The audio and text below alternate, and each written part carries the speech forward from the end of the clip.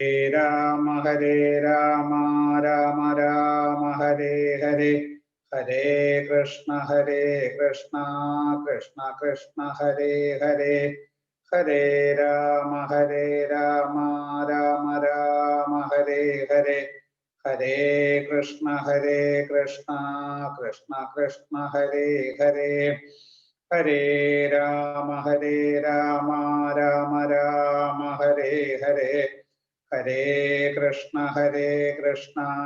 കൃഷ്ണ കൃഷ്ണ ഹരേ ഹരേ ഓ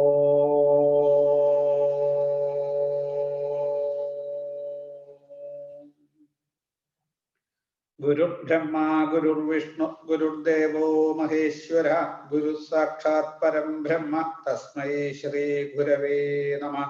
അജ്ഞാനതിമിരാന്തസ്യ ജ്ഞാനാഞ്ജനശലാകയ ചക്ഷുരുന്മീലിതം യേന തസ്മൈ ശ്രീ ഗുരവേ നമഃ. മാനാതീത ഗുണാകര സുമനസാമഗ്രേ സരശ്രീപദീ ധ്യാനാവസ്ഥിതമാനസ പരിണത പ്രജ്ഞ പ്രകൃഷ്ടാശയ നാനാശാസ്ത്ര വിശാരദാ പ്രണിപതൽ ഭക്തൗവദൈരാവൃത ജ്ഞാനാനന്ദയതീശ്വരോ വിജയതേ സൗജന്യരത്നാകര മൂകം കരോതി വാചാലം പങ്കും ലംഘയതേ ഗിരിം യൽകൃപാതമഹം വന്ദേ ബാലകൃഷ്ണം പരം ഗുരും വാഗീശാദ്യാസു മനസാം സർവാർത്ഥാനാമുപക്രമേ യം നത്വാ കൃതകൃത്യാസ്വിസ്തം നമാമി ഗജാനനം दोर्भिर्युक्ता चतुर्भिस्फटिकमणिमयी अक्षमालं ददानां हस्तेनैकेन पद्मं स्थितमपि च शुकं पुस्तकं चापरेण भासा कुन्देन्दुशङ्खस्फटिकमणिनिभा भासमाना समाना सा मे वाग्देवदेयं निवसतु वदने सर्वदा सुप्रसन्ना शिवं शिवकरं शान्तं शिवात्मानं शिवोत्तमं शिवमार्गप्रणेतारं प्रणतोऽस्मि सदा शिवं सर्वमङ्गलमङ्गल्ये शिवे सर्वार्थसाधिके शरण्ये त्र्यम्बके गौरी नारायणि नमोऽस्तुते पीताम्बरं करविराजितशङ्खचक्रकौमोदगी सरसिजं करुणासमुद्रं राधासहायमतिसुन्दरमन्दहासं वादालयेशमनिशं हृदि भावयामि कृष्णाय वासुदेवाय देवकी नंदनाय च नंदगोपकुमाराय गोविन्दाय नमो नमः. कृष्णाय वासुदेवाय हरये परमात्मने प्रणतक्लेशनाशाय गोविन्दाय नमो नमः. सच्चिदानन्दरूपाय विश्वोत्पत्त्यादिहेतवे तापत्रय विनाशाय श्रीकृष्णाय वयं नमः. ओम नमो भगवते वासुदेवाय. ओम जन्माद्यस्य यतोऽन्वयादितरतश्चात्वेष्वभिज्ञस्वराट्रेणे ब्रह्महृदाय आदिकवये मुह्यन्ति यत्सूरया तेजो वारिमृतां यथा विनिमयो यत्र त्रिसर्गो मृषा धामना स्वेन सदा निरस्तकुहकं सत्यं परं धीमहि धर्म प्रोज्जित कैतवोत्र परमो निर्मत्सराणां सदां वेद्यं वास्तवमत्र वस्तु शिवदं तापत्रयोन्मूलनं श्रीमद्भागवते महामुनिकृते किं वा परैरीश्वर सद्यो हृद्यवरुध्यते यत्र हृदिभिः शुश्रूषुभिस्तर्षणाल् निगमकल्पतरोर्गलितं फलं शुभमुखादमृतद्रवसंयुधं पिबत भागवतं रसमालयं मुहुरहो रसिका भुवि भावुकाः नारायणं नमस्कृत्य नरं जैव नरोत्तमं देवीं सरस्वतीं व्यासं ततो जयमुदीरय यं प्रव्रजन्तमनुपेतमपैतकृत्यं द्वैवायनो विरहकातर आजुहावापुत्रेति तन्मयतयातरवोऽभिनेतुस्तं सर्वभूतहृदयं मुनिमानतोऽस्मि यस्वानुभावमखिलश्रुतिसारमेकमध्यात्मदीपमदितिदीर्घदान्तमोऽन्तं संसारिणां करुणयाः पुराणगुह्यं तं व्याससूनुमुपयामि गुरुं मुनीनां मूकं करोति वाचालं पङ्गुं लङ्घयते गिरिं यत्कृपातमहं वन्दे परमानन्दमाधवं यं ब्रह्मा वरुणेन्द्र रुद्रमरुतस्तुन्वन्ति दिव्यैस्तवैर्वेदैः साङ्गपदक्रमोपनिषदैर्गायन्ति यं सामगाः ध्यानावस्थिततद्गतेन मनसा पश्यन्ति यं योगिनो यस्यान्तन्न विदुःसुरासुरगणः देवाय तस्मै नमः. कोमलं कूजयन् वेणुं श्यामलोऽयं कुमारकः वेदवेद्यं परं ब्रह्म आसदं पुरतो मम ഭൂതേ മഹദ്ഭിര്യൈ മാ പുരോ വിഭുർനിർമായ ചേതേ യഥമോഷു പുരുഷ മുക്തേ ഗുണാൻ ഷോഡശ ഷോഡശാത്മക സ്വരം പ്രശിഷ്ട ഭഗവാൻ വജാംസി മേ. ഓം നമോ ഭഗവതേ വാസുദേവായ. ശ്രീ ഗുരുവായൂരപ്പ ശരണം. ഹര ഹര നമ പാർവതീപതേ. ഹര ഹര മഹാദേവ. ശ്രീകൃഷ്ണായ നമോ നമഃ. സജ്ജനങ്ങൾക്ക് എല്ലാവർക്കും വിനീതമായിട്ടുള്ള നമസ്കാരം. ശ്രീമദ് ഭാഗവതം ദശമസ്കന്ധം 90 ദിവസങ്ങളായിട്ട് നടക്കുന്ന ജ്ഞാനയജ്ഞത്തില് ഇന്ന് നമുക്ക് ചിന്തിക്കാനുള്ള വിഷയം വളരെ ദിവ്യമായിട്ടുള്ള ഒരു ഭഗവാന്റെ ലീലയെ കുറിച്ചാണ്. അതാണ് രാസക്രീഡ. 5 അധ്യായങ്ങളിലാണ് ഈ രാസ പഞ്ചാധ്യായിനി എന്ന പറയുക രാസക്രീഡയെ വർണ്ണിച്ചിരിക്കുന്നത്. അതായത് അതിന്റെ പുറമെയുള്ള വർണ്ണനയൊക്കെ നമ്മൾ കേൾക്കുകയാണെങ്കിൽ അതൊരു സ്ത്രീ പുരുഷ രീതിയായിട്ടാണ് നമുക്ക് തോന്നുക. പക്ഷേ ദശമസ്കന്ധമാണ്, നിരോധമാണ് വിഷയം. അപ്പൊ അതിന്റെ ഭാവത്തിൽ ഭഗവാൻ തന്നെ യോഗമായി ആശ്രയിച്ചിട്ട് നടത്തിയ ലീലയായതുകൊണ്ട് അത് സാധാരണ സ്ത്രീ പുരുഷ രീതിയല്ല, ഭഗവാൻ ചെയ്തതാണ്. അപ്പോ എങ്ങനെയാണ് ഒരു ജീവന് ആത്യന്തികമായിട്ടുള്ള ആ ഈശ്വരപ്രാപ്തിയാകുന്ന അല്ലെങ്കിൽ ആനന്ദമാകുന്ന ലക്ഷ്യത്തില് അനുഭവിക്കുക, ആ ആനന്ദത്തെ അനുഭവിക്കുക എന്ന് കാണിച്ചു തരികയാണ്. അപ്പോ ജീവനും ഈശ്വരനും തമ്മിലുള്ള ഐക്യം, ആ ജീവൻ ആ ഈശ്വരനോട് കൂടി ഏകീഭവിച്ച് ഒന്നാകുമ്പോണ്ടാകുന്ന അനുഭവം, അതിനെയാണ് രാസക്രീഡയിലൂടെ വർണ്ണിച്ചിരിക്കുന്നത്. അപ്പോ വിവേകാനന്ദ സ്വാമികൾ പറയും, ഈ രാസക്രീഡയെ കുറിച്ച് വായിക്കുമ്പോൾ ഏതെങ്കിലും തരത്തിലുള്ള ആ മനസ്സില് കാമവാസനകൾ ഉദിച്ചാൽ ഈ പുസ്തകം തൊടാനുള്ള അർഹതയില്ല എന്നാണ് പറയുക. അപ്പൊ അയാൾ എന്താ ചെയ്യേണ്ടത്? ആ പുസ്തകം അടച്ചു വെച്ചിട്ട് ഓം നമോ ഭഗവതേ വാസുദേവായ എന്നുള്ള ദ്വാദശാക്ഷരി മന്ത്രം 12 ലക്ഷം ജപിക്കുക, എന്നിട്ട് ഇതിൽ തൊടാൻ പാടുള്ളൂ. അപ്പൊ അത്രയും ദിവ്യമായിട്ടുള്ള അനുഭൂതിയെ തരുന്ന ഒരു ലീലയാണ് ഭഗവാന്റെ ഈ രാസക്രീഡ. അതായത് പൂതനാമോക്ഷം, ശകടാസുരവധം തുടങ്ങിയ ലീലകളെ കൊണ്ട് എല്ലാ അസുരന്മാരെയും, ഗോവർദ്ധനോദ്ധാരണം കൊണ്ട് ഇന്ദ്രാദി ദേവന്മാരെയും, വത്സസ്തേയം കൊണ്ട് ബ്രഹ്മാവിനെയും, ദന്തമോക്ഷം കൊണ്ട് വരുണനെയും, ധാവാഗ്നിമോക്ഷം കൊണ്ട് അഗ്നിദേവനെയും, അതുപോലെ തന്നെ വിപ്രവജ്ഞാനുഗ്രഹം കൊണ്ട് മനുഷ്യരെയും വിജയിച്ച താൻ സർവജ്ഞനും സർവശക്തനുമായിട്ടുള്ള ഈശ്വരനാണ് എന്ന് ഭഗവാൻ സ്വയം പ്രഖ്യാപിച്ചിട്ടാണ് ഈ ഫലസ്വരൂപിയായി വിളങ്ങുന്ന ഭഗവാൻ രാസക്രീഡയാകുന്ന മഹാലീലയ്ക്ക് ഒരുങ്ങുന്നത്. അങ്ങനെ തന്നെ അത്യന്തം ബാല്യം മുതൽക്ക് തന്നെ ആകർഷകങ്ങളായിട്ടുള്ള ദിവ്യ ലീലകളെ കൊണ്ട് ഗോപികളെ തന്നിലേക്ക് ഇങ്ങനെ ആകർഷിച്ച് അവരില് ആ കൃഷ്ണപ്രേമമാകുന്ന ഈശ്വരഭാവം അവരറിയാതെ അങ്കുരിപ്പിച്ച് വളർന്ന് അത് വളർന്ന് എന്തായി ഇപ്പോ ആ ഗോപികളെ സംബന്ധിച്ച് വീട്, കുടുംബം, ധനം, ധാന്യം ഈ വസ്തുക്കളിൽ നിന്നും സുഖദുഃഖങ്ങളിൽ നിന്നും കേവലം അവര് അകന്നുപോയി. അത് ഭഗവാൻ അകറ്റി. എന്നിട്ടോ കൃഷ്ണൈക ശരണകളാക്കി തീർത്തു ഭഗവാൻ അവരെ. അപ്പൊ എന്താ ഗോപികളുടെ അവസ്ഥ? കൃഷ്ണനെ കാണാതെ ഒരു നിമിഷം പോലും കഴിച്ചു കൂട്ടാൻ വയ്യ എന്ന ഒരു നിലയിലാണ് ഇപ്പോ.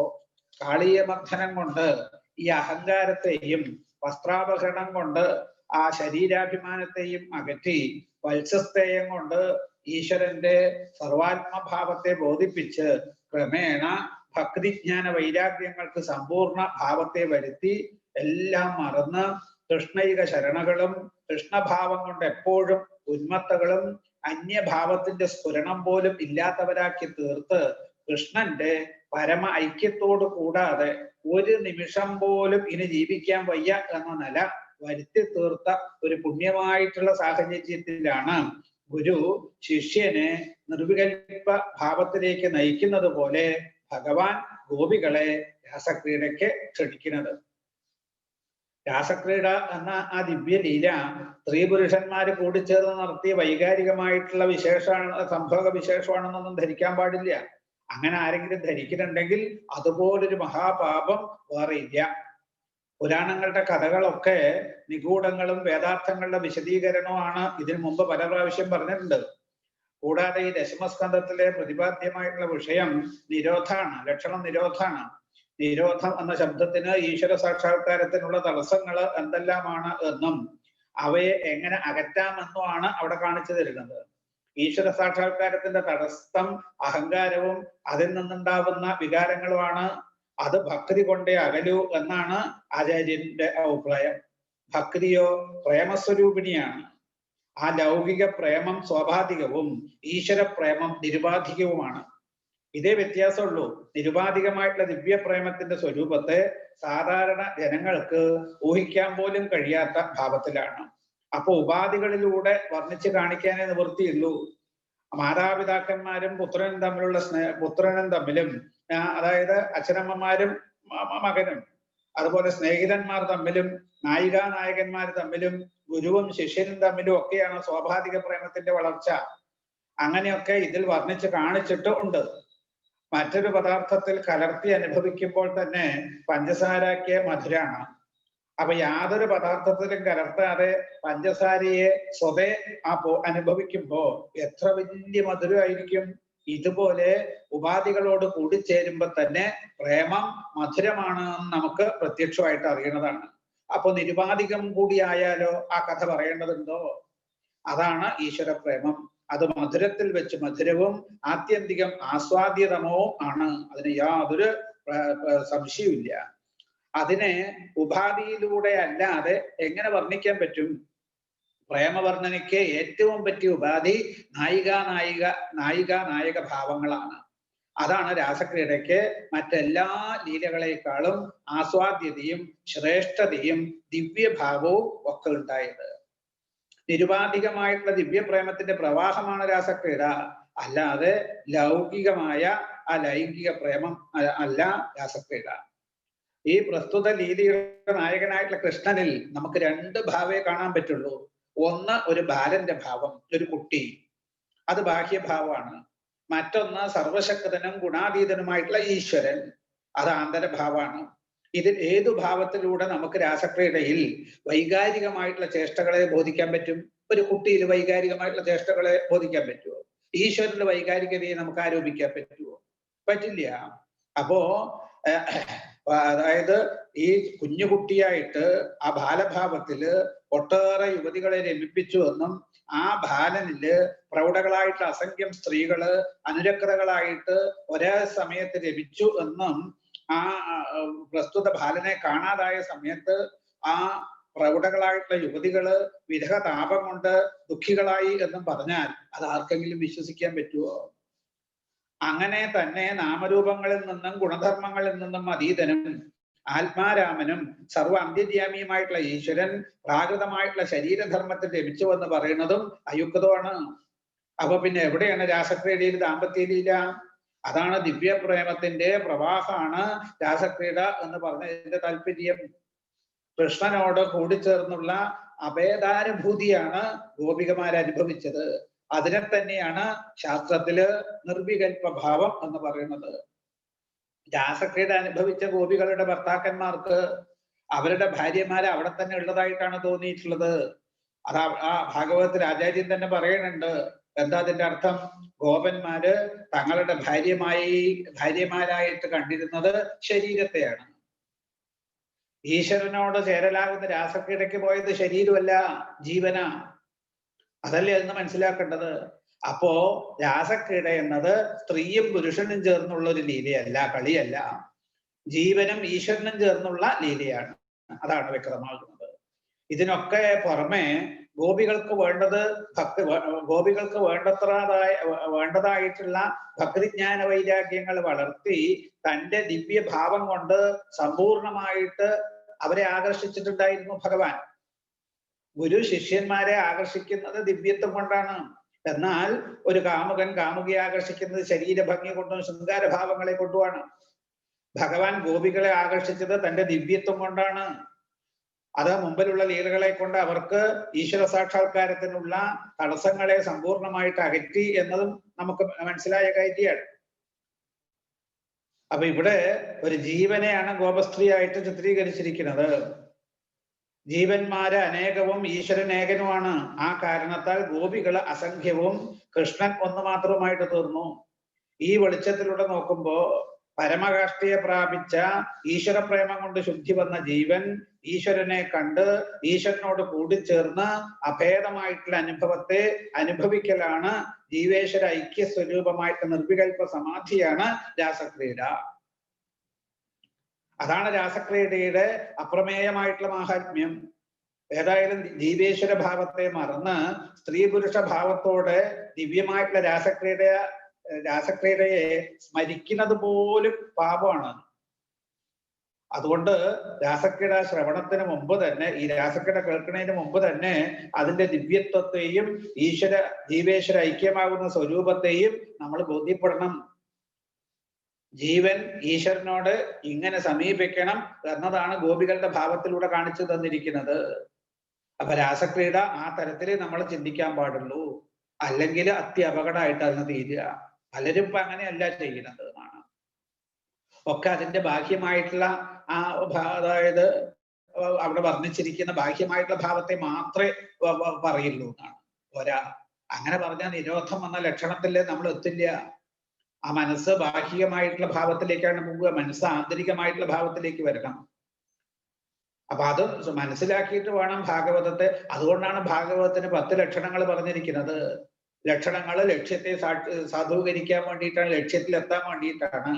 അപ്പൊ ആ ലക്ഷണങ്ങളാകുന്ന ആ പരിധിക്ക് ഉള്ളിൽ നിന്നുകൊണ്ട് വേണം ഭാഗവതത്തിലെ കഥകളെ വിശകലനം ചെയ്യാനും അതിനെ നമ്മൾ പഠിക്കാനും. അല്ലെങ്കിൽ അപകടമായിട്ടാണ് തീരുക. നമുക്ക് ഈ രാസക്രീഡ തത്വം പൂർണ്ണമായിട്ട് ആർക്കും അങ്ങനെ അറിയില്ല എന്നാണ്.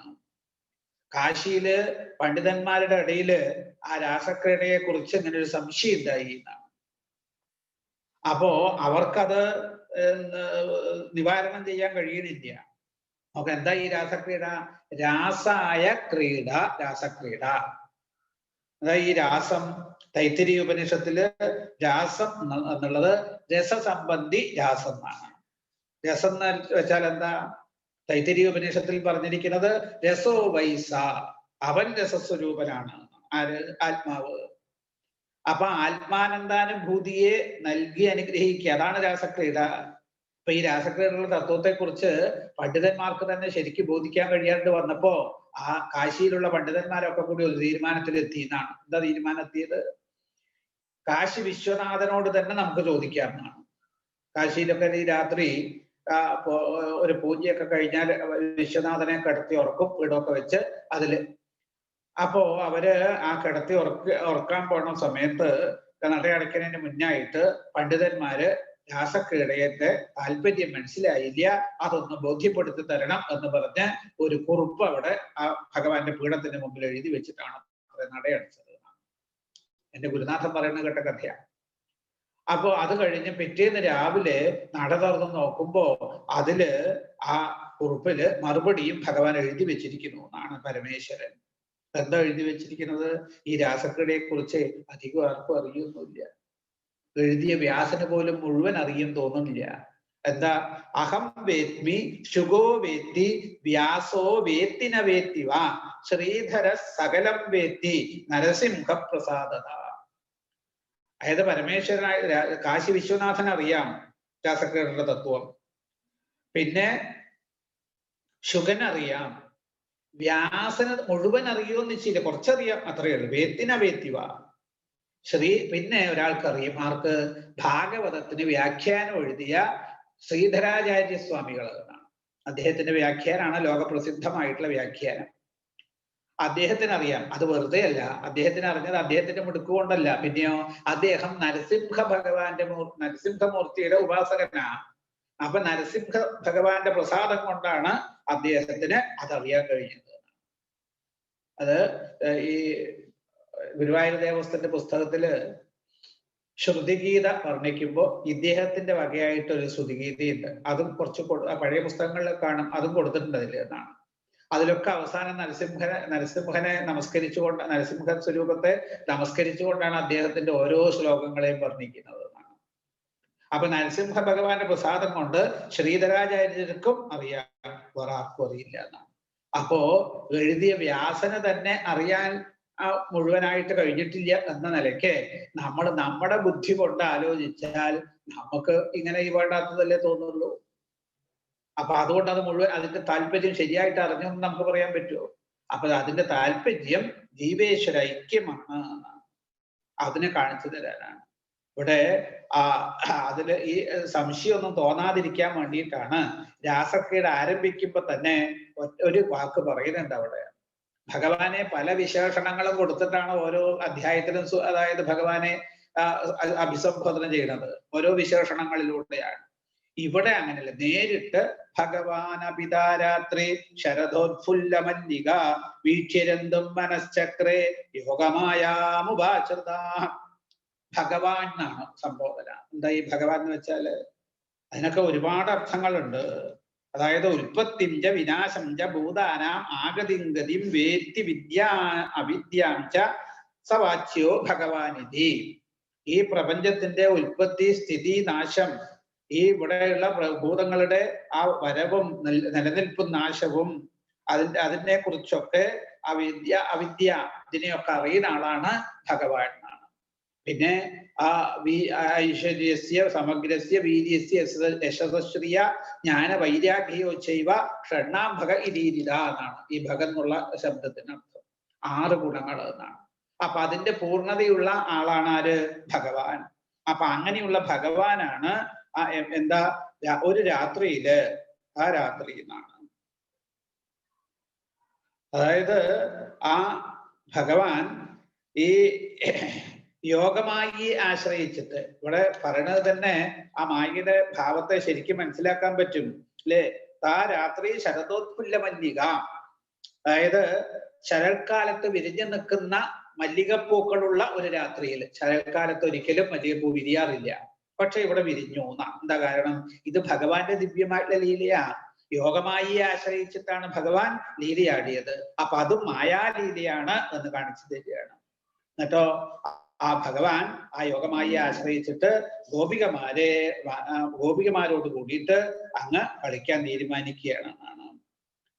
അതില് ആദ്യം തന്നെ തന്റെ, അതായത് തതോടു രാജക്കകുപക്കരേർ മുഖം പ്രാച്യ വിലംബൻ അരുണേന ശന്തമേ തദക്ഷണീനാമുദകാചുജോവൃജൻ പ്രിയപ്രിയായ ഇവ ദീർഘദർശനാം. ഇനി ശ്ലോകം പറഞ്ഞ് വ്യാഖ്യാനിച്ചു കഴിഞ്ഞാല് ചിലപ്പോൾ സമയം നമുക്കൊരു അധ്യായത്തിൽ ഒരു ദിവസം ഒതുക്കാൻ പറ്റും, 1 മണിക്കൂർ കൊണ്ട് ഒതുക്കാൻ പറ്റില്ല. അപ്പൊ അതുകൊണ്ട് ചില ശ്ലോകങ്ങൾ മാത്രം പറഞ്ഞ് നമുക്ക് അതിനെക്കുറിച്ച് സ്മരിക്കാൻ നോക്കാം, അത്രയേ ഉള്ളൂ എന്നാണ്. അപ്പൊ ഇവിടെ അതിമനോഹരമായിട്ടുള്ളൊരു രാത്രി ശരൽക്കാലത്ത് ആ മല്ലികപ്പൂക്കള് വികസിച്ച് നിൽക്കുന്ന അവയുടെ ആ സുഗന്ധം, മല്ലികപ്പൂക്കൾ വികസിച്ച് നിൽക്കുന്നുണ്ട്. ആ മല്ലികപ്പൂക്കളുടെ സുഗന്ധം 4 ഭാഗത്തും വ്യാപിച്ചിരിക്കുകയാണ്. അവിടെ കിഴക്കേ ദിക്കില് ആ ചന്ദ്രൻ തൻ്റെ ആ ശീതളിമ കിരണങ്ങളെ കൊണ്ട് കിഴക്കേ ദിക്കിൽ ചന്ദ്രൻ ഉദിച്ചുയർന്നിരിക്കുകയാണ്. അതിന്റെ ആ ശീതള കിരണങ്ങളെ കൊണ്ട് വൃന്ദാവനത്തെ ശരിക്കും പ്രകാശമാനമാക്കി തീർത്തിരിക്കുക. ഏതൊരാളുടെയും മനസ്സിനെ ആകർഷിക്കുന്ന ആ രാത്രിയില് ഭഗവാൻ ശ്രീകൃഷ്ണൻ യോഗമായിയെ ആശ്രയിച്ചുകൊണ്ട് ആ സ്വയം ആനന്ദിക്കുന്ന ആളാണ്. ആ ആനന്ദം ഗോപസുന്ദരിമാരെ ആനന്ദിപ്പിക്കാൻ തീരുമാനിച്ചു എന്നാണ്. ദൃഷ്ട്വാ കുമുദ്വന്ദമഖണ്ഡമണ്ഡലം രമാനനാഭം നവകുങ്കുമാരുണം വനഞ്ജതൽ കോമള ഗോപിരഞ്ജിതം ജഗൗകളം വാമദൃശാം മനോഹരം. അപ്പൊ ഭഗവാൻ തന്റെ ആ ആനന്ദത്തെ ഗോപസുന്ദരിമാരെ അനുഭവിപ്പിക്കാൻ തീരുമാനിക്കുകയാണ്. ഭഗവാൻ ആ എപ്പോഴും നിത്യാനന്ദ സ്വരൂപനാണ്, ആത്മാരാമനാണ്. അപ്പൊ ആ ആത്മാവിൽ തന്നെ ലഭിച്ചുകൊണ്ടിരിക്കുന്ന ആ ആത്മാനന്ദാനുഭൂതിയെ തന്നെ ആശ്രയിച്ചിട്ടുള്ള ജീവന്മാരായിട്ടുള്ള ഗോപികൾക്ക് ആ പകർന്നു കൊടുക്കാൻ തീരുമാനിക്കുകയാണ്. വൃന്ദാവനത്തിൽ പ്രവേശിച്ച് ഭഗവാൻ ആ വേണുഗാനം ചെയ്തു എന്നാണ്. അപ്പൊ ഗോപികളുടെ അവസ്ഥ എന്താ? എപ്പോഴും കൃഷ്ണനെ തന്നെ സ്മരിച്ചു കൊണ്ടിരിക്കുന്ന കൂട്ടരാണ് ഈ ഗോപസ്ത്രീകൾ എന്നാണ്. ആ ഗോപസ്ത്രീകൾ കൃഷ്ണനെ തന്നെ സ്മരിച്ച് മനസ്സ്, അവരെ ഓരോ പ്രവൃത്തി ചെയ്യുകയാണെന്ന് വെച്ചാലും മനസ്സ് കൃഷ്ണനിൽ തന്നെയാണ്. അവിടെ വെച്ച് ഈ ഓടക്കോളിന്റെ നാദം കേട്ടു എന്നാണ്. എന്താ ഈ ഓടക്കോളിന്റെ പ്രത്യേകത? പൊതുവെ ഈ വാദ്യങ്ങളില് വളരെ പ്രധാനപ്പെട്ട ഒരു സ്ഥാനമാണ് ഈ ഓടക്കോളിനുള്ളത്. സുഷിരവാദ്യം എന്നാണ് ഓടക്കോളിനെ പറയുക. അതായത് 5 തരത്തിലാണ് അത്ര വാദ്യങ്ങൾ എന്ന് ഗുരുനാഥൻ പറയണ കേട്ടിട്ടുണ്ട്. നദ്ധം, അവനദ്ധം, ഘനം, സുഷിരം തുടങ്ങിയിട്ടുള്ള ഭാവത്തിലാണ് ഈ 5 പിന്നെ 5 തരത്തിലുള്ള വാദ്യങ്ങളെ കുറിച്ച് പറയുക. ഈ നദ്ധം, അവനദ്ധം എന്നുള്ളതൊക്കെ ഈ ചെണ്ട, മൃദംഗം, അതുപോലെ തന്നെ ഇടയ്ക്ക, ഈ കെട്ടിമുറുക്കണ ഉപകരണങ്ങളൊക്കെ ആണല്ലോ. അപ്പൊ അതിനെയാണ് ഈ നദ്ധം, അവനദ്ധം എന്നുള്ളത് കൊണ്ട് ഉദ്ദേശിക്കുന്നത്. പിന്നെ ഈ ഘനം എന്നൊക്കെ പറഞ്ഞാല് ഇലത്താളം, അതാണ് ഈ ഘനം, ആ ഭാവത്തിൽ പെടുക. പിന്നെ അത് കഴിഞ്ഞിട്ട് തഥം. തഥം എന്ന് വെച്ചാൽ ഈ മടിയിൽ വെച്ച് വായിക്കണല്ലോ, വീണ തുടങ്ങിയിട്ടുള്ളതൊക്കെ, അതാണ് തഥം എന്നാണ്. പിന്നെ അടുത്തതാണ് ഈ സുഷിരം എന്നാണ്. സുഷിരവാദ്യങ്ങൾ പ്രധാനമാണ്. ഈ ഓടക്കുഴൽ എന്നാണ്. ഈ ഓടക്കുഴൽ വായിക്കുകയാണ്. ഈ ഓടക്കുഴലിന്റെ പ്രത്യേകത എന്താ? ഓടക്കുഴലിൽ നിന്ന് വരുന്നത് ക്ലീം നാദാണ്. സാരസ്വത ബീജം എന്നാണ് ഈ ക്ലീം എന്നുള്ള ഭാവത്തിന് പറയുക. എന്താ ഈ ക്ലീം? ആ വാക്കിന്റെ തന്നെ അർത്ഥം എന്താ അറിയോ? കം എന്ന് വെച്ചാൽ സുഖം, ള എന്ന് വെച്ചാൽ ലയം. അപ്പോ ആ അതായത് അതായത് ജീവനെ ആനന്ദം അനുഭവിപ്പിച്ച് തന്നിൽ ലയിപ്പിക്കുക. അതാണ് ഈ അതുകൊണ്ട് ഈ ഓടക്കുഴലിലൂടെ വരുന്നത് ഈ ക്ലീനാഥ. ആ സാരസ്വതമായിട്ടുള്ള മന്ത്രം കേട്ടാൽ തന്നെ ആ ജീവൻ ആ ഈശ്വരനുമായിട്ട് ലയിച്ച് ഒന്നാകും. ചിലയിടത്ത് പോയാല് ഈ ഓടക്കുഴലിലെ കൃഷ്ണന്റെ കയ്യിൽ നിന്ന് ഓടക്കുഴൽ മാറ്റി വെച്ചിട്ടുണ്ടാവും. എന്താണെന്ന് ഇങ്ങനെ ചെയ്തതെന്ന് ചോദിച്ചാൽ വേറെ ആചാര്യം വന്ന് പറഞ്ഞു, ഓടക്കുഴലിലെ കൃഷ്ണനെ പൂജിക്കാൻ പാടില്ല, വീട്ടിൽ വെച്ച് കഴിഞ്ഞാൽ ഊതി ഒക്കെ ഇല്ലാണ്ടാക്കും കൃഷ്ണൻ അതാ പണി. നോക്കൂ, ഇവിടെ പ്രത്യേകം പറഞ്ഞിരിക്കുന്നു, ഓടക്കുഴൽ ഭഗവാൻ കയ്യിൽ കൊണ്ട് നടക്കണതാ. അതിൽ നിന്ന് വരുന്നത് സാരസ്വത മന്ത്രമാണ്, സാരസ്വത ബീജാണ്, ക്ലീംനാഥാണ്. ആ ജീവനെ യഥാർത്ഥമായിട്ടുള്ള ആനന്ദം അനുഭവിപ്പിച്ച് ഈശ്വരനിൽ ലയിപ്പിക്കുകയാണ് അതുകൊണ്ട് കിട്ടുന്ന അനുഭൂതി. അതല്ലേ വേണ്ടതെന്ന് ആലോചിച്ച് നോക്കൂ. അതിന് പകരം ആരൊക്കെ എന്തൊക്കെയോ വേണ്ടാത്തത് പറയണമെന്നും പറഞ്ഞ് ഭഗവാനെ ഒരു എന്താ പറയുക, വികലാംഗനെ പോലെയായിട്ട് നമ്മൾ വെച്ച് പൂജിക്കുകയാണ്. കയ്യിൽ അതില്ലെങ്കിൽ അത് വികലാംഗ ഭാവം തന്നെയാണ്, ഭഗവാന്റെ കൂടെ ഉള്ളതാണ്. അപ്പൊ അത് ചെയ്യാൻ പാടില്ല എന്നാണ്. അപ്പൊ ആ ഓടക്കുഴലിന്റെ ഭാവം അതാണ്, ക്ലീംനാഥാണ്. അങ്ങനെ ഭഗവാൻ ഓടക്കുഴൽ വായിച്ച സമയത്ത് ഗോപികളോ ശരിക്കും എന്താ ആ ഓടക്കുഴലിന്റെ നാദം കേട്ടതോട് കൂടിയിട്ട് കൃഷ്ണനിൽ മനസ്സർപ്പിച്ചിരിക്കുന്ന ആ ഗോപസ്ത്രീകള് അന്യോന്യം എന്താ എല്ലാം ആ ഓടക്കുഴലിന്റെ നാദം കേട്ടിട്ടേ ഒക്കെ അവരവരെ ശരീരത്തെ തന്നെ മറന്നു എന്നാണ്. ആ കേട്ട അനുഭൂതി, അതായത് ഓടക്കുഴലിന്റെ നാദം കേട്ടതോടുകൂടി എല്ലാം മറന്ന് ആ ഗാനത്തിൽ തന്നെ മനസ്സിനെ ഉറപ്പിച്ച് ആ മതിമറന്നവരായിട്ട് വൃന്ദാവനത്തിലേക്ക് ഓടി വരികയാണ് എന്നാണ്. ഇപ്പോ വന്ന ആളുകളുടെ അവസ്ഥ എന്താണെന്നാണെങ്കിൽ അവര് ഓരോ പ്രവൃത്തികൾ ചെയ്തുകൊണ്ടിരിക്കുക. പക്ഷെ ആ പ്രവൃത്തികളൊക്കെ പാതി വഴിയിൽ അവർ ഉപേക്ഷിക്കുകയാണ്. എന്താ? ദുഹന്യോപിയുക്കാച്ചിൽ ദോഹം ഹിത്വാ സമുത്സുക പയോധിശ്രുത്യ സംഭ്യാവ അനുദ്വാസ്യ പരായയോ. പശുവിനെ കറന്നുകൊണ്ടിരിക്കുമ്പോഴാണ് ഒരു ഗോപസ്ത്രീ ഇത് കേട്ടത്, ഓടക്കുഴലിന്റെ നാദം. കറവ പൂർത്തിയാക്കിയില്ല, ഓടി അവളെ പാത്രം അവിടെ ഇട്ടിട്ട്. അതുപോലെ തന്നെ കുട്ടികൾക്ക് ആ മുലപ്പാല് കൊടുത്തുകൊണ്ടിരിക്കുമ്പോഴാണ് ഒരു ഗോപസ്ത്രീ കേൾക്കുന്നത് കുഞ്ഞിനെ താഴെ വെച്ചിട്ട് ഓടി എന്നാണ്. ഭർത്താക്കന്മാരെ പരിചരിച്ചുകൊണ്ടിരിക്കുന്നവരെ അതിനെയും ഉപേക്ഷിച്ചു എന്നാണ്. ഭക്ഷണം കഴിച്ചുകൊണ്ടിരിക്കുന്നവള് അതിനെ ഉപേക്ഷിച്ചിട്ട് കൃഷ്ണന്റെ അടുത്തേക്ക്. അപ്പൊ എന്താ അവിടുന്ന് മനസ്സിലാക്കേണ്ടത്? സാധാരണ ലൗകിക വൃത്തികളിൽ ഏർപ്പെട്ടിരിക്കുന്നവ ആ ഗോപസ്ത്രീകള് ഭഗവാന്റെ വിളി കേട്ടപ്പോ ആ ലൗകിക വൃത്തികളൊക്കെ വെടിഞ്ഞിട്ട് ആത്മാനന്ദം അനുഭവിക്കാനായിട്ട് ഓടി. എല്ലാ ധർമ്മങ്ങളും ഉപേക്ഷിച്ചിട്ട് ഭഗവാനെ മാത്രം ശരണം പ്രാപിക്കുന്ന ജീവന്മാർക്ക് ആത്മസായുജ്യം ഉറപ്പാണ്. സർവധർമാൻ പരിത്യജ്യ മാമേകം ശരണം വ്രജ. അതാണ് ഭഗവത്ഗീതയിലും പറഞ്ഞത്. അവർക്ക് ആ മോക്ഷം കൊടുക്കുന്ന ഏർപ്പാട് ഭഗവാൻ. അപ്പോ ചില സ്ത്രീകളാണ് വെച്ചാൽ കുളിക്കുകയായിരുന്നു എന്നാണ്. ആ കുളിയൊന്നും പൂർത്തിയാക്കിയില്ല എന്നാണ്. ആ പാതി കുളിച്ച ഭാവത്തിലാണ് അവര് അവിടുന്ന് ഓടുകയാണ് എന്നാണ്. അതുപോലെ ശരീരത്തെ അലങ്കരിച്ചുകൊണ്ടിരിക്കുന്ന ഒരു ഗോപി ആ അലങ്കാരമൊന്നും പൂർത്തിയാക്കിയില്ല. ഇടത് കണ്ണെഴുതി വലത് കണ്ണെഴുതാൻ മറന്നു എന്നാണ്. അതുപോലെ തന്നെ ആ വ്യത്യസ്ത വസ്ത്രാഭരണ കാച്ചിൽ കൃഷ്ണാധികം യയോ, ആഭരണങ്ങളും വസ്ത്രങ്ങളും ഒക്കെ വ്യത്യസ്തമായിട്ട് ധരിച്ചു. ഇടത്തേക്ക് ഇട്ടതിനെ വലത്തേക്ക് ഇട്ടു. അതുപോലെ ഉത്തരീയം വസ്ത്രമായിട്ട് ധരിച്ചു, വസ്ത്രത്തെ ഉത്തരിയായിട്ട് ധരിച്ചു. അത് കാതിൽ അണിയേണ്ട ആഭരണത്തെ മൂക്കിൽ കൊണ്ടണിഞ്ഞു, കഴുത്തിൽ അണിയേണ്ട ആഭരണത്തെ അരയിൽ കൊണ്ടണിഞ്ഞ്. ഇങ്ങനെ നമ്മളൊക്കെ ശരീരബോധം വല്ലാണ്ട് വരുമ്പോഴാണ് അങ്ങനെയൊക്കെ ചെയ്യുക, ഒരു എക്സ്ട്രാ ഓർഡിനറി ആവണം എന്നുള്ള ഭാവത്തില്. ഇവിടെ ഭഗവാൻ ആ ഗോപസ്ത്രീകളില് ആ ശരീരബോധം തീരെ ഇല്ലാത്തൊരവസ്ഥയിൽ എത്തിയപ്പോ വസ്ത്രവും ആഭരണമൊക്കെ വേണം, അതിനല്ല പ്രാധാന്യം, കൃഷ്ണന്റെ അടുത്തേക്ക് എത്തലാണ് പ്രാധാന്യം എന്ന് പറഞ്ഞ് ആഭരണങ്ങളും വസ്ത്രങ്ങളും ഒക്കെ വ്യത്യസ്തമായിട്ട് ധരിച്ച് ഭഗവാന്റെ അടുത്തേക്ക് ഓടുകയാണ് എന്നാണ്.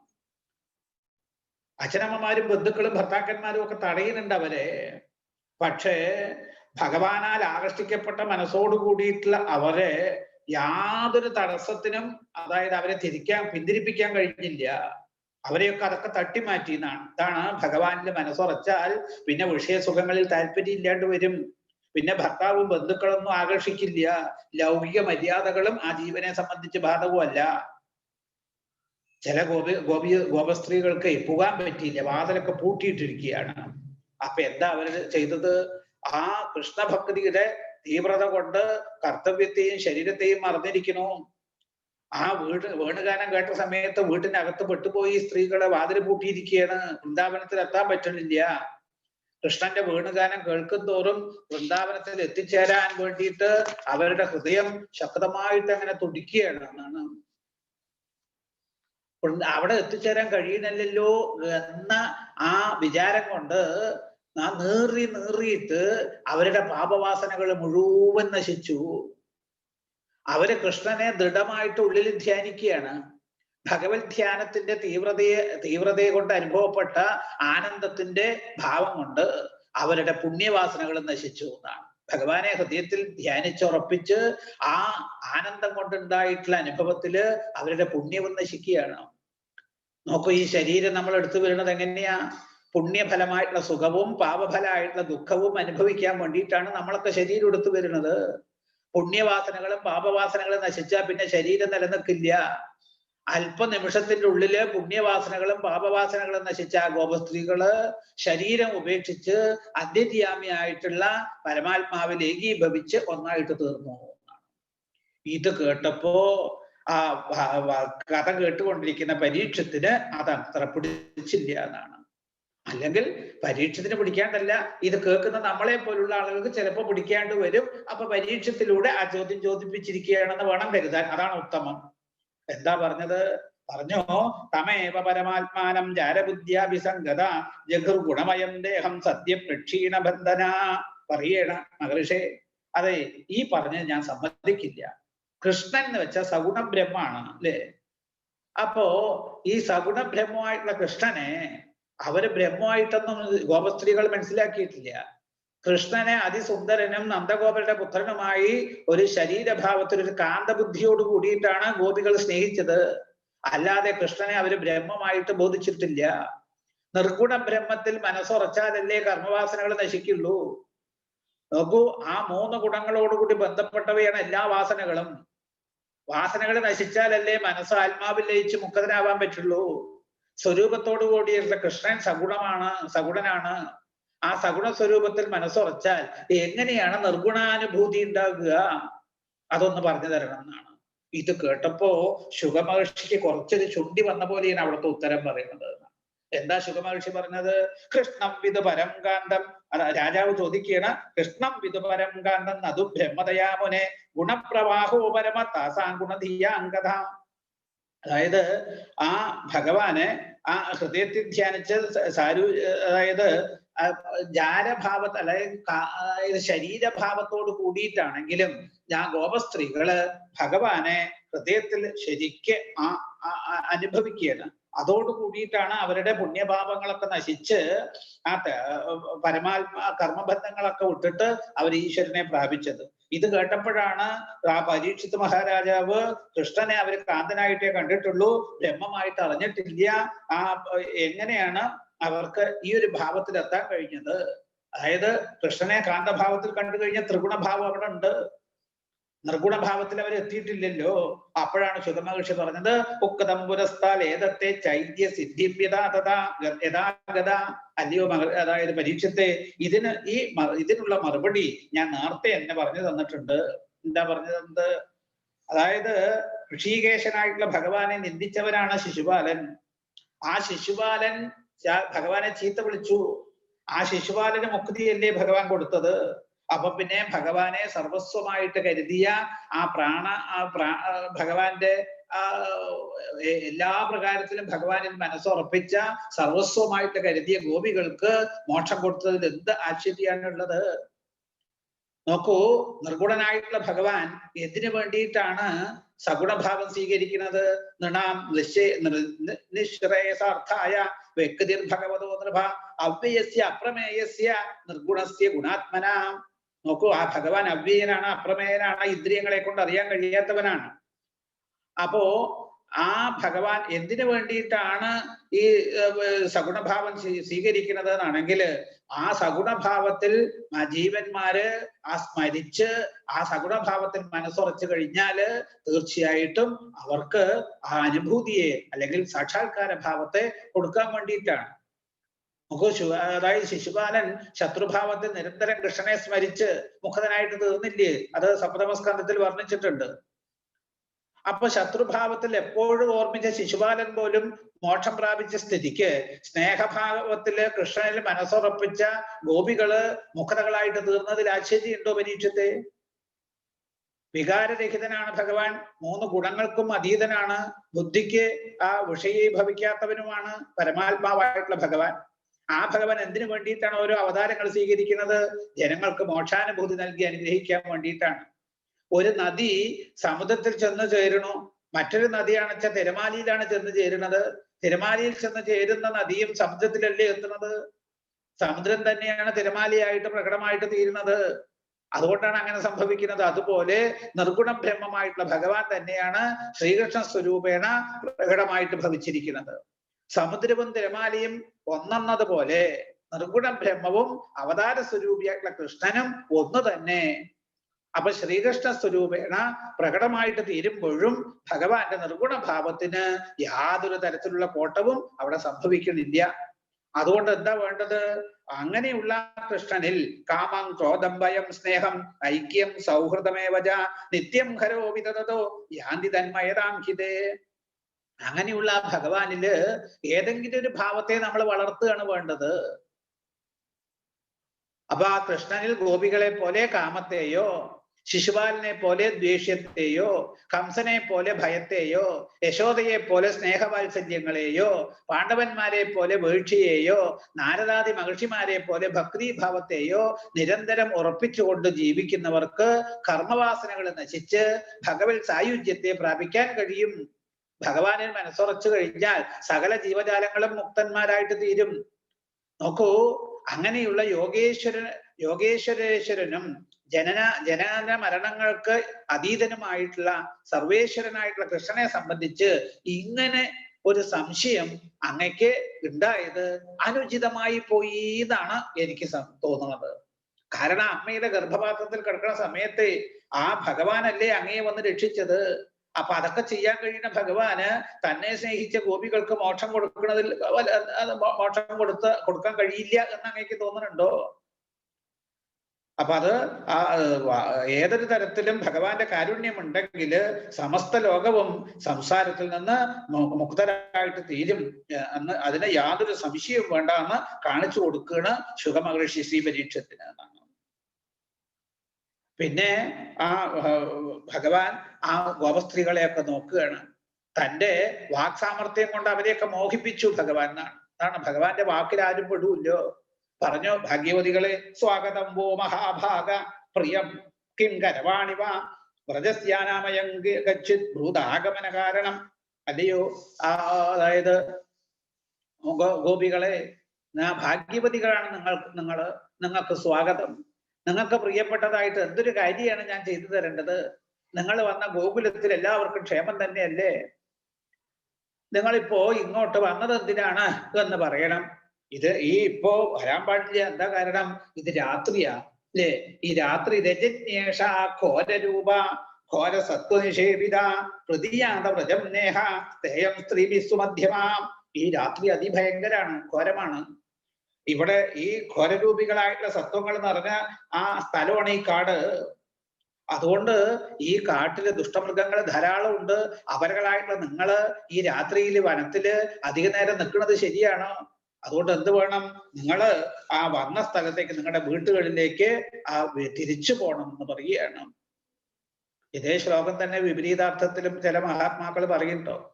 ഈ രാത്രി, അതായത് രജന്യേഷ ഘോരരൂപ എന്നുള്ളതില് ഈ രാത്രി അഘോര, ഭയങ്കരമല്ല എന്നുള്ള ഭാവത്തില. അഘോര സത്വനിഷേവിത, ഭയങ്കരരായ പ്രാണികൾ സഞ്ചരിക്കണില്ല. ഇവിടെ സ്ത്രീകൾക്ക് സ്ഥേയം, നിൽക്കാൻ യോജിച്ചതാണ് എന്നാണ്. വ്രജത്തെ നപ്പതിയാത, നിങ്ങൾ മടങ്ങിപ്പോണ്ട എന്ന ഭാവത്തിലൊക്കെ അതിനെ വ്യാഖ്യാനിക്കാം.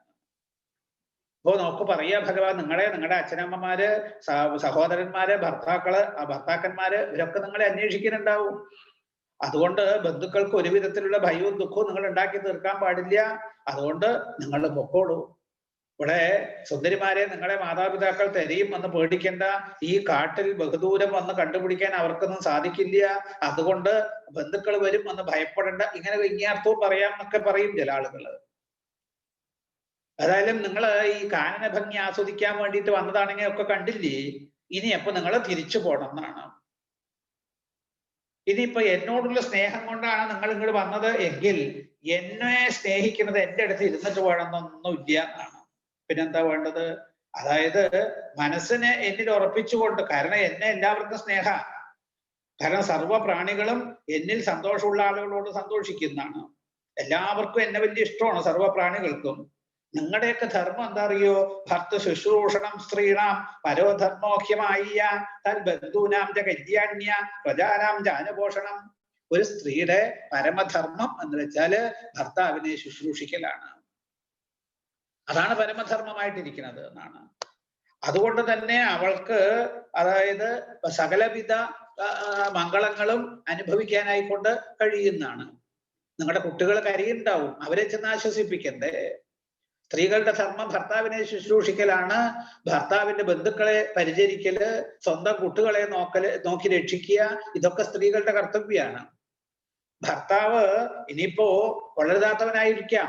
ദുശീലോ ദുർഭഗോ വൃദ്ധോ ജഡോ യോഗ്യോ അതനോപിവാം പതി സ്ത്രീപർണഹാതവ്യോ യോഗേപാതകി വിരപാതകി. അതായത് അതായത് ദുശീലുള്ളവനായിരിക്കും, ഭാഗ്യഹീനനായിരിക്കും, ചിലപ്പോ വൃദ്ധനാവാൻ, ജഡനാവാൻ, രോഗിയാവാൻ, ദരിദ്രനാവാം. പക്ഷെ അതൊന്നും നോക്കാതെ എന്ത് വേണം? അതായത് അദ്ദേഹത്തെ ഉപേക്ഷിക്കാൻ പാടില്ല. അവരെ വേണ്ടതുപോലെ ശുശ്രൂഷിക്കണം. പിന്നെ ഈ പരപുരുഷന്മാരെ സ്വീകരിക്കാതെ സ്ത്രീകൾക്ക് ഒരിക്കലും യോജിച്ച സംസ്കാരമല്ല. അത് സ്വർഗപ്രാപ്തിക്ക് തടസ്സമാണ്, ദുഷ്കൃതി ഉണ്ടാക്കും. നിസ്സാരമായിട്ടുള്ള സുഖത്തെ മാത്രം തരുന്നതാണ്. അതുപോലെ നിന്ദ്യമായിട്ടുള്ള അധർമ്മമാണ്. അതുകൊണ്ട് നിങ്ങൾ തിരിച്ചു പോകണം. ഇനിയിപ്പോ എന്നിൽ സ്നേഹം ഉണ്ടായിട്ട് എൻ്റെ അടുത്ത് വന്നതാണെങ്കിൽ എൻ്റെ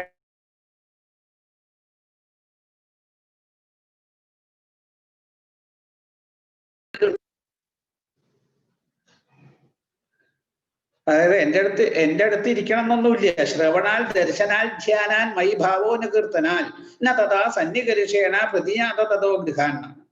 എൻ്റെ ഗുണങ്ങൾ കേൾക്കുക, മനസ്സുകൊണ്ട് എൻ്റെ ദർശനം കിട്ടും. അതായത് ഭഗവാന്റെ മഹാത്മ്യങ്ങളെ കേൾക്കുക, കീർത്തിക്കുക, സ്മരിക്കുക. ആ ഭാവം കൊണ്ട് തന്നെ മനസ്സ് എന്നിൽ ഉറപ്പിച്ചുകൊണ്ട് ജീവിച്ചാൽ മതി. എന്നെ അനുഭവിക്കാൻ പറ്റും, എൻ്റെ അടുത്ത് ഇരിക്കണം എന്നൊന്നുമില്ല. അപ്പൊ അതുകൊണ്ട് നിങ്ങള് തിരിച്ചു പോവുകയാണ് വേണ്ടത്. എൻ്റെ മഹിമകളെ കേൾക്കുക, എന്നെ കാണുക, ധ്യാനിക്കുക, എൻ്റെ ഗുണഗണങ്ങളെയൊക്കെ കീർത്തിക്കുക. ഇവയാണ് ഭക്തി വളർന്ന് മനസ്സടങ്ങി എന്നെ പ്രാപിക്കാനുള്ള അനുഷ്ഠാനം. അതുകൊണ്ട് നിങ്ങൾ എൻ്റെ സമീപത്ത് ഇരിക്കണം എന്നൊന്നുമില്ല, തിരിച്ചു വീട്ടിലേക്ക് പൊക്കോളൂ എന്നാണ്. ഭഗവാനിൽ നിന്ന് ഇങ്ങനെയുള്ള അപ്രിയ വാക്കുകൾ കേൾക്കുകയാണ്. അവര് പ്രിയപ്പെട്ടവനായിട്ട് കരുതിയ ആളാണ് അവർക്ക് അപ്രിയമായിട്ടുള്ള വാക്കുകൾ പറയണത്. ഇത് കേട്ടപ്പോ അവർക്കത് സഹിച്ചില്ല എന്നാണ്. അവര് ശരിക്ക് ദുഃഖചിന്തയിൽ മുഴുകി അവരുടെ ശിരസ് താണു. വ്യസനത്തിന്റെ ആധിക്യം കൊണ്ട് ചുണ്ടുകളൊക്കെ വരണ്ടു. ദീർഘശ്വാസം വിട്ടുകൊണ്ട് ധാരധാരിയായിട്ടൊഴുകുന്ന കണ്ണീര് കൊണ്ട് കാൽനഖങ്ങളെ കൊണ്ട് നിലത്തിങ്ങനെ വരച്ച് ഒന്നും മിണ്ടാൻ കഴിവില്ലാത്ത ഭാവത്തിൽ കുറച്ചു നേരം നിശ്ചലരായിട്ട് അവർ നിന്നു. കാരണം അവർക്ക് ഏറ്റവും പ്രിയപ്പെട്ടവനാണ് കൃഷ്ണൻ. അദ്ദേഹമാണ് അത്യധികം അപ്രിയമായിട്ടുള്ള വാക്കുകൾ ഇപ്പൊ താങ്കളോട് പറയണത്. അതവർക്ക് സഹിക്കാൻ കഴിഞ്ഞില്ല. കാരണം കൃഷ്ണന് വേണ്ടിയിട്ട് സകലവിധ ആഗ്രഹങ്ങളെയും ഉപേക്ഷിച്ചവരാണ്. കരഞ്ഞ് കരഞ്ഞ് കണ്ണ് തുടച്ച് സങ്കടവും പരിഭവവും ഒക്കെ കലർന്ന അവര് ഭഗവാനോട് പറഞ്ഞു, ഭഗവാനെ, അതായത് അങ്ങ് പറഞ്ഞതൊക്കെ ശരിയാണ് എന്നാണ്. അവിടുന്ന് ഇമാതിരി കഴിഞ്ഞ വാക്കുകൾ പറയരുത് ഭഗവാനെ. എല്ലാ വിഷയസുഖങ്ങളെയും ഉപേക്ഷിച്ചിട്ട് വന്ന ഞങ്ങള്, അതായത് മൈമം വിഭോർഹതി ഭവാൻ ഗതിതും നൃശംസം സന്ധിജ്യ സർവവിഷയാസ്തവ പാദമൂലം. അതായത് സർവസംഗ പരിത്യാഗം ചെയ്ത സന്യാസിമാരെ പോലെ എല്ലാവിധ വിഷയസുഖങ്ങളെയും ഉപേക്ഷിച്ച് അങ്ങയുടെ പാതാരബിന്ദങ്ങളെ സർവാത്മന ആശ്രയിച്ച ഭക്തോത്തമകളാണ് ഞങ്ങള്. അങ്ങനെയുള്ള ഞങ്ങളെ ഭഗവാനെ അവിടുന്ന് ഉപേക്ഷിക്കരുത്.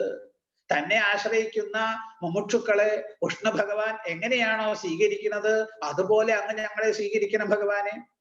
അവിടുന്ന് പറഞ്ഞുല്ലോ, ഭർത്താവിനെ ശുശ്രൂഷിക്കലാണ് ഒരു സ്ത്രീയുടെ പരമമായിട്ടുള്ള ധർമ്മം എന്നത്. ഭഗവാനെ അവിടുന്ന് പറഞ്ഞത് ശരിയാണ്. എന്നാൽ ഈ ഭർത്താവിനെ ശുശ്രൂഷിക്കല്, കുട്ടികളെ നോക്കല്, ഗൃഹസ്ഥ ധർമ്മം അനുഷ്ഠിക്കല്, ഇങ്ങനെയുള്ള ധർമാചരണം കൊണ്ടൊക്കെ പ്രാപിക്കേണ്ട ലക്ഷ്യബോധനാണ് ആര്? ഭഗവാൻ. നമ്മൾ ഇങ്ങനെയുള്ള ധർമാചരണമൊക്കെ എന്തിനാ ചെയ്യുന്നത്? ഈശ്വരപ്രാപ്തിയാവുന്ന പരമലക്ഷ്യത്തിന് വേണ്ടിയിട്ട്. അപ്പൊ അങ്ങനെയുള്ള അങ്ങയെ ആശ്രയിച്ചു കഴിഞ്ഞാൽ പിന്നെ മറ്റൊരു ധർമാചരണത്തിന്റെ ആവശ്യമുണ്ടോ? ഈശ്വര ശരണാഗതിയാകുന്ന പരമധർമ്മത്തിന്റെ ഉള്ളില് മറ്റെല്ലാ ധർമ്മങ്ങളും ഉൾക്കൊണ്ടിട്ടുണ്ട്. പിന്നെ ഭർത്താവായിട്ടും പുത്രന്മാരായിട്ടും ബന്ധുക്കളായിട്ടും ഒക്കെ വളരണതാരാ? അങ്ങ് തന്നെ. ഭർത്താവിന്റെ ഉള്ളിൽ ജീവനായിട്ടിരിക്കുന്നതാരാ? ഭഗവാൻ. കുട്ടിയുടെ ഉള്ളിൽ ജീവനായിട്ടിരിക്കുന്നതാരാ? ഭഗവാൻ. ബന്ധുക്കളുടെ ഉള്ളിൽ ജീവൻ ഭാവത്തിൽ ഇരിക്കുന്നതാരാ?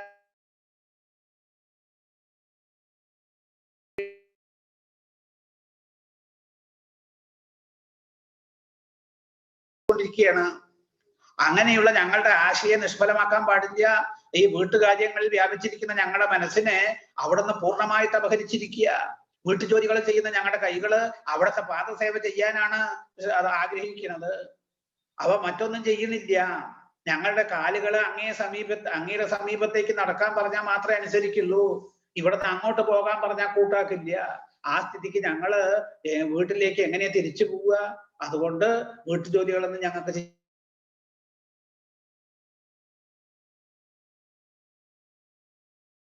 കാരുണ്യ കടാക്ഷം, ഭഗവാന്റെ വേണുഗാനം കേട്ടു ആ കാരുണ്യ കടാക്ഷം ശരിയായിട്ട് അനുഭവിച്ചിട്ടുമാണ് ഞങ്ങൾക്ക് ഇത്രയും ആ സ്നേഹം അങ്ങേരുണ്ടായത്. അതുകൊണ്ട് ആ ഈശ്വരാനുഭൂതി കൊണ്ട് ഞങ്ങളെ അനുഗ്രഹിക്കണം. ഇല്ലെങ്കിലോ ദുഃഖത്തിന്റെ തീവ്രത കൊണ്ട് ഞങ്ങൾ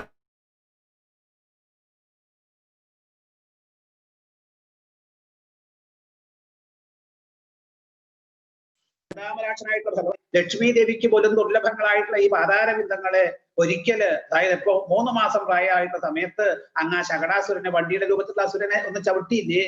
ആ സമയത്ത് ഞങ്ങൾക്കൊന്ന് തൊടാൻ കഴിഞ്ഞു. അതോടുകൂടി ഞങ്ങൾക്ക് അങ്ങയെ ഒഴികെ മറ്റൊന്നിനെയും സ്നേഹിക്കാൻ കഴിയാത്തൊരവസ്ഥയിലാണ് ഞങ്ങള്. ആ ലക്ഷ്മി ദേവി എപ്പോഴും അങ്ങയുടെ പാതാരബിന്ദങ്ങളെയല്ലേ ആശ്രയിച്ചു കൊണ്ട് കഴിയുന്നത്. അതുപോലെ ഞങ്ങളും അങ്ങയുടെ പദകമലങ്ങളെ ആശ്രയിച്ച് വന്നതാണ്. ഞങ്ങളെ ഉപേക്ഷിക്കരുത്. എല്ലാവിധ പാപങ്ങളെയും നശിപ്പിക്കുന്ന ഭഗവാനെ, ആ ഗൃഹബന്ധങ്ങളെ നിശേഷം ഉപേക്ഷിച്ചിട്ട് അവിടുത്തെ പാതാരബിന്ദങ്ങളെ സേവിക്കാനായിട്ട് വന്നവരാണ് ഞങ്ങള്. അങ്ങനെയുള്ള നെന്തിരുവടി, അവിടുത്തെ പുഞ്ചിരി, കടാക്ഷം എന്നിവ കൊണ്ട് ശരിക്കും ഞങ്ങൾക്ക് അവിടുത്തെ ആ ദാസ്യഭാവത്തെ തന്ന് ഞങ്ങളെ അനുഗ്രഹിക്കണേ ഭഗവാനെ. നോക്കൂ, ശരിക്കും മകരകുണ്ടലങ്ങളെ പ്രതിബിംബിക്കുന്ന കവിൾത്തടങ്ങള്, അതുപോലെ തന്നെ താമരപ്പൂ പോലുള്ള ആ മുഖം, അതുപോലെ മന്ദഹാസ സുന്ദരമായിട്ടുള്ള കാരുണ്യ കടാക്ഷം, സംസാര ഭയം തീർത്ത് അനുഗ്രഹിക്കുന്ന കരയുഗങ്ങള്, ലക്ഷ്മി ദേവിയുടെ വാസസ്ഥാനമായിട്ടുള്ള മാറിടം, ഇവയെല്ലാം കണ്ട് മയങ്ങി ഞങ്ങളുടെ മനസ്സ് പൂർണ്ണമായിട്ട് അങ്ങയിൽ തന്നെ, അതായത് അങ്ങയുടെ ത്രൈലോക്യമോഹനമായിട്ടുള്ള നീലമേഘ ശ്യാമള സ്വരൂപത്തെ കാണുകയും ആകർഷകമായിട്ടുള്ള വേണുനാദം കേൾക്കുകയും ചെയ്താല് പശുക്കളും മാനുകളും വൃക്ഷങ്ങൾ പോലും രോമാഞ്ചമണിയും, ആനന്ദക്കണ്ണീരൊഴുക്കും. ആ സ്ഥിതിക്ക് ഭുവനമോഹനമായിട്ടുള്ള അങ്ങയുടെ ഈ തിരുമേനി കാണുകയും ആ വേണുഗാനം ആസ്വദിക്കുകയും ചെയ്യാൻ കഴിഞ്ഞാൽ ഏതൊരു സ്ത്രീയാ ഭഗവാനെ ഭക്തിഭാവം കൊണ്ട് സ്വന്തം ശരീരത്തെ മറന്ന് ധർമാധർമ്മങ്ങൾക്ക് അതീതരായിട്ട് തീരാണ്ടിരിക്കുക. ഈ ഗോകുലവാസികളുടെ ദുഃഖത്തെയും അതുപോലെ ഭയത്തെയും തീർത്ത് അനുഗ്രഹിക്കാനും ദേവന്മാരെ രക്ഷിക്കാനുമായിട്ടാണ് അവിടുത്തെ തിരുവവതാരം. ദുഃഖിതരുടെ ബന്ധുവായിട്ടുള്ള അല്ലയോ ഭഗവാനെ, അതുകൊണ്ട് നിന്തിരുവടിയുടെ തൃക്കൈകള് ഞങ്ങളുടെ ശിരസിൽ വെച്ച് ദാസിമാരായിട്ടുള്ള ഞങ്ങളെ അനുഗ്രഹിക്കണേ എന്നാണ് അവര് പ്രാർത്ഥിക്കുന്നത്. ഇത് കേട്ടപ്പോ ഭഗവാന് മനസ്സിലായി അവർക്ക് തന്നോടുള്ള സ്നേഹത്തിന്റെ ആധിക്യം. ഭഗവാൻ ആത്മാരാമനാണെങ്കിലും അവരെ ഒന്ന് ആനന്ദിപ്പിക്കണം എന്ന് തീരുമാനിച്ചു എന്നാണ്. ശരി, എന്താ വേണ്ടത്? നിങ്ങളുടെ കൂടെ ഞാൻ കളിക്കണം എന്നല്ലേ? എന്നായിക്കോട്ടെ എന്നും പറഞ്ഞ് ആ ഗോപസ്ത്രീകളുടെ ഇടയില് ശരിക്കും എന്താ അവിടെ പറയണത്? നക്ഷത്രങ്ങളാൽ ചുറ്റപ്പെട്ട ചന്ദ്രനെ പോലെ എന്നാണ്. അങ്ങനെ ആ ഗോപികളുടെ ഇടയില് ഭഗവാൻ അങ്ങ് ശോഭിക്കുകയാണ്. എത്ര ഇവിടെ പറയുന്നു, ഉപഗീയമാന ഉദ്ഗായൻ വനിതാ ശതയൂതഭ മാലാം വിഭ്രത് വൈജയന്തിയും. അതായത് ബജരൻ മണ്ടയൻ വനം എന്നാണ്. 110 കോടി ഗോപസ്ത്രീകളെ ചുറ്റും നിർത്തി എന്നാണ് പറയുന്നത്. അത്രയും ഗോപസ്ത്രീകൾ ഉണ്ടായിരുന്നു എന്നാണ്. ഇതിപ്പോ ഇത്രയും എണ്ണമൊന്നും നമ്മൾ കണക്ക് പിടിക്കാൻ നിൽക്കണ്ട. അനവധി എന്ന് കാണിക്കാൻ വേണ്ടിയിട്ടാണ് ഇങ്ങനെ ഒരു സംഖ്യ പറഞ്ഞത് എന്നാണ്. അവരുടെ നടുവിലിരുന്ന് വേണുഗാനം മുഴക്കി എന്നാണ്. ഭഗവാൻ വൈജയന്തി എന്ന മാലയൊക്കെ ധരിച്ച്, അതുപോലെ കാട്ടുപൂക്കളെ കൊണ്ടുള്ള നിർമ്മിച്ച മാലകളൊക്കെ ധരിച്ചിട്ട് ഭഗവാൻ പരിവൃതനായിട്ട് അലങ്കരിച്ചു, കാട്ടിനെ തന്നെ അലങ്കരിച്ചുകൊണ്ട് 4 പാഠം സഞ്ചരിക്കുകയാണ്. അങ്ങനെ ഇപ്പോ വൃന്ദാവനത്തില് ആ ഗോപസ്ത്രീകളുടെ ഇടയില് ഭഗവാൻ അങ്ങനെ കഴിയുക. അപ്പോഴോ ആ ഗോപസ്ത്രീകളൊക്കെ വേണ്ടതുപോലെ ഭഗവാനെ അനുഭവിക്കുകയാണ്. ചില ഗോപസ്ത്രീകളെ ഭഗവാനെ തൊട്ടിട്ട് ഭഗവാൻ തിരിച്ച് അവരെ തലോടിയിട്ട് പിന്നെ അവരുടെ ആ മുടി കുറുനിരകളൊക്കെ നേരെയാക്കി കൊടുത്തിട്ട് അവരുടെ വസ്ത്രങ്ങളൊക്കെ നേരെ ഇട്ട് കൊടുത്തിട്ട് ചില ആളുകളെ അതായത് കൈകൊണ്ട് ചങ്ങാതം പൂട്ടിയിട്ട് ഇങ്ങനെ ഓരോ പ്രകാരത്തില്. അപ്പൊ ഭഗവാന്റെ ഭാവം ഇങ്ങനെ അവര് വേണ്ടതുപോലെ അനുഭവിക്കുകയാണ്. ആ ഈശ്വരാനുഭൂതി കൊണ്ട് സന്തോഷിപ്പിക്കുകയാണ്. ഭഗവാന്റെ വിവിധ സൽക്കാരങ്ങളാൽ ശരിക്കും നിർവ്രതകളായിട്ട് തീർന്നു ഗോപികള്. ആ സമയത്ത് ഗോപികൾക്ക് ലേശം ഒരു അഹങ്കാരം സ്ഫുരിച്ചു എന്നാണ്. എന്താ അഹങ്കാരം? കൃഷ്ണൻ എന്നോടാണ് കൂടുതൽ സ്നേഹം എന്ന രീതിയിൽ ചെറിയ തരത്തിലുള്ള ഒരു അഹങ്കാരം അവരുടെ ഉള്ളിൽ ഉദിക്കുകയാണ്. അപ്പൊ അത് ഭഗവാൻ മനസ്സിലാക്കി. അതായത് അഹങ്കാരത്തിന്റെ ഒരു കണികയെങ്കിലും നമ്മുടെ ഉള്ളിൽ വന്നാൽ ഈശ്വരനെ മറയ്ക്കും, അതിന് യാതൊരു സംശയവും വേണ്ട. ഇത് വളരെ ശ്രദ്ധയോടുകൂടി നമ്മൾ മനസ്സിലാക്കേണ്ട കാര്യമാണ്. അഹങ്കാരത്തിന്റെ ഒരു സ്ഫുരണം പോലും ഉണ്ടാവരുത് എന്നാണ്. അപ്പോ താനാണ് വലിയ സുന്ദരി, അതുകൊണ്ടാണ് കൃഷ്ണൻ തന്നെ ഇങ്ങനെയൊക്കെ സേവിക്കുന്നത് അല്ലെങ്കിൽ ശുശ്രൂഷിക്കുന്നത് എന്ന ഭാവമാണ് ഗോപികൾക്ക്. ഇത് വന്നപ്പോ അത് അവർക്ക് തന്നെ പൂർണ്ണമായിട്ട് അറിയാനുള്ള തടസ്സത്തെ ഉണ്ടാക്കും എന്ന് വിചാരിച്ചിട്ട് ഭഗവാൻ എന്താ ചെയ്തത്? കേശവ പ്രശമായ പ്രസാദായ തത്രൈവന്തരധീയത.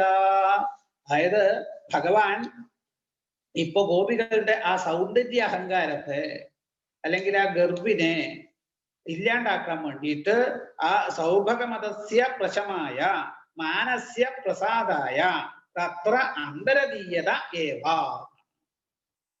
അതായത് എന്നോടാണ് കൃഷ്ണന് കൂടുതൽ ഇഷ്ടം എന്ന തരത്തിലുള്ള ഒരു അഹങ്കാരം, അത് ബക്രീരി അഹങ്കാരം ഉണ്ടാവരുത് എന്നാണ്. ഇപ്പൊ നമ്മൾ കുറച്ച് ഭാഗവതമൊക്കെ വായിക്കാൻ തുടങ്ങി, ഞാൻ വായിക്കുന്ന ആളാണ്, ആ ഒരു അഹങ്കാരം പോയി. ആ വായന കൊണ്ട് ഒരു പ്രയോജനമില്ല. അതുപോലെ തന്നെ നാരായണീയം വായിക്കണം, ഞാൻ നാരായണീയം വായിക്കുന്ന ആളാണ്, ഒരിക്കലും അഹങ്കാരം വരരുത്. എന്നെ കൊണ്ട് ഭഗവാൻ എന്തൊക്കെയോ ചെയ്യിപ്പിക്കുന്ന ആ ഭാവം മാത്രമേ നമുക്ക് വരാൻ പാടുള്ളൂ. ഏത് ഗുണങ്ങൾ നമുക്കുണ്ടെങ്കിലും അതൊക്കെ ഭഗവാൻ അനുഗ്രഹം കൊണ്ട് കിട്ടുന്നതാണ്. അത് വീണ്ടും വീണ്ടും നമ്മൾ ആലോചിക്കണം, അതിനെ മനസ്സിൽ ഉറപ്പിക്കണം എന്നാണ്. ഇപ്പൊ നോക്കൂ, കൃഷ്ണനിൽ നിന്ന് ഇത്രത്തോളം ആ സൽക്കാരങ്ങളൊക്കെ ഏറ്റുവാങ്ങിയ കൂട്ടരാണ് ഗോപസ്ത്രീകള്. പക്ഷെ ആ ഗോപസ്ത്രീകളുടെ ഉള്ളിൽ എന്നോടാണ് കൃഷ്ണന് കൂടുതൽ ഇഷ്ടം എന്ന തരത്തിലുള്ള ആ സൗഭഗമതത്തെ മനസ്സിലാക്കിയിട്ടുള്ള ഭഗവാൻ അവരെ ഒന്ന് പഠിപ്പിക്കാൻ വേണ്ടിയിട്ട് തത്രൈവ അന്തരധീയത, അവരുടെ ഉള്ളിൽ അന്തർധാനം ചെയ്തു എന്നാണ്. ഉള്ളിലും അറിയുക, ഭഗവാൻ പുറത്തൊന്നും അല്ലല്ലോ. എന്താ ഈ ഉള്ളില് ഭഗവാൻ മറന്നിട്ടില്ല, ഉള്ളില് പൂർണ്ണനായിട്ട് നിൽക്കുക. പക്ഷെ ജീവന്റെ അഹങ്കാരം ഭഗവാനെ മറച്ചു. ഇതാണ് നമ്മൾ മനസ്സിലാക്കേണ്ടത്. അപ്പൊ നമ്മുടെ ഈ മാനത്തെ ഈശ്വരനോട് കൂടി കൂട്ടിച്ചേർക്കുകയാണ് വേണ്ടത്. അപ്പോഴേ അത് നേരെയാവുള്ളൂ. ഇതിപ്പോ അഹങ്കാരത്തോടു കൂടി ചേർന്ന് കഴിഞ്ഞാൽ പെട്ടില്ലേ? ഇപ്പൊ ഈ ഒരു അനുഭവം വരികയാണ്. ഇങ്ങനെയാണ്